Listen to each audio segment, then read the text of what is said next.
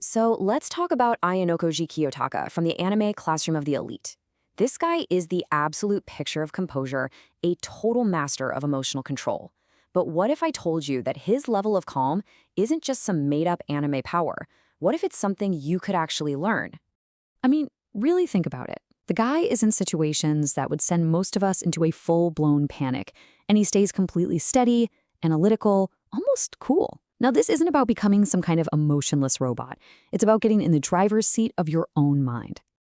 And that's the big question, right? Can a real person actually be that composed? Well, the answer is a huge yes. Ayanokoji might be a fictional character, but the traits he shows off, they are totally within our reach.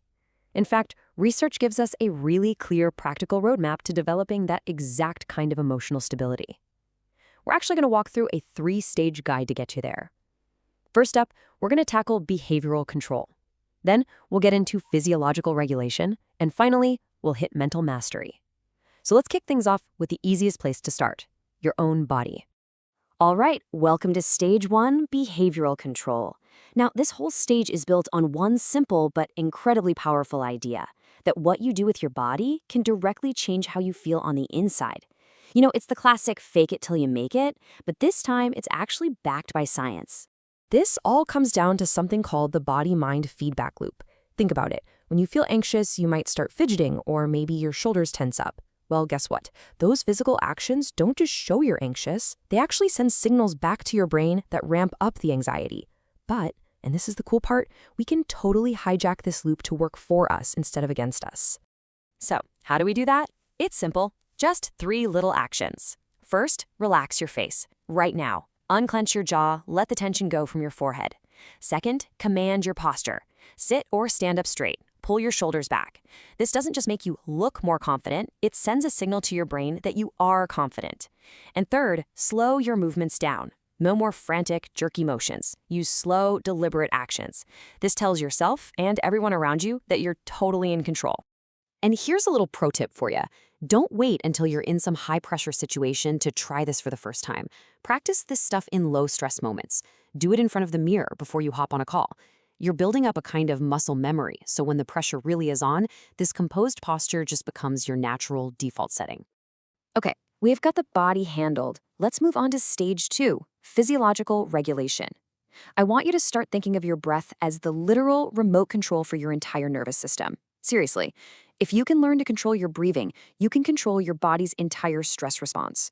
See, here's the thing. When most people get anxious, they start to overbreathe, taking these short, shallow breaths, which just makes the anxiety even worse. The fix? It's a super simple but really profound exercise called box breathing.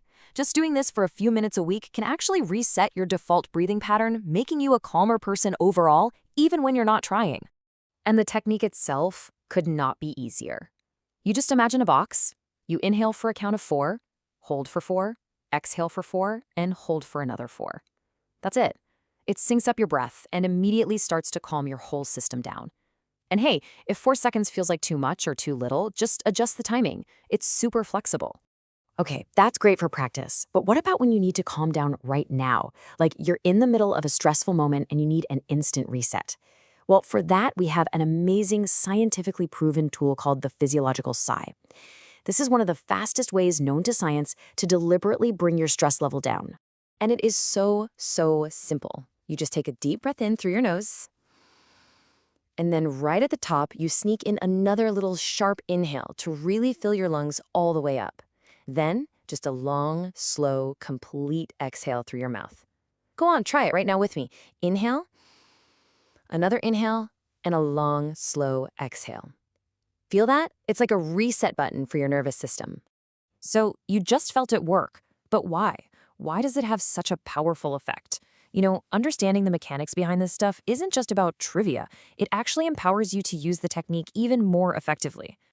Well, the secret is all in that long exhale. As you breathe out slowly, your diaphragm actually moves up and gives your heart a little squeeze.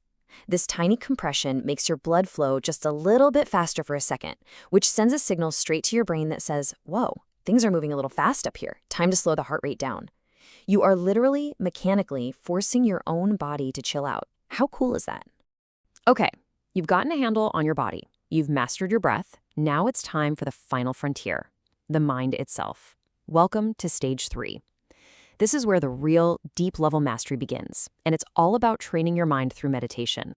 But hold on, here's a little twist. There's a pretty good chance that the way you've thought about meditation might not just be ineffective for you, but it could actually be making things worse.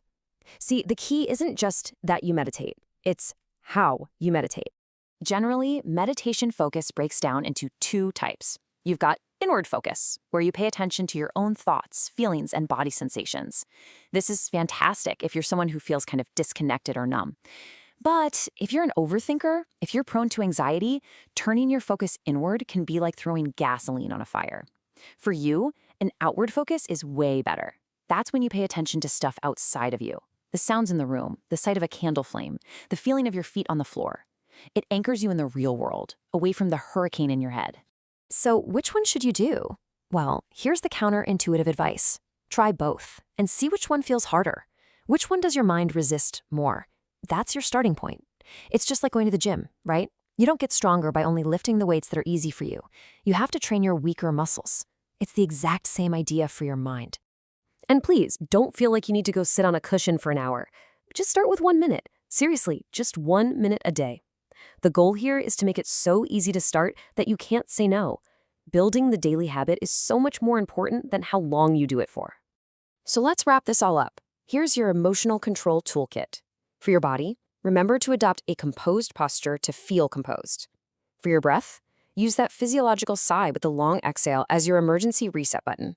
And for your mind, just 1 minute of meditation a day, focusing on whichever direction, inward or outward, feels more challenging for you.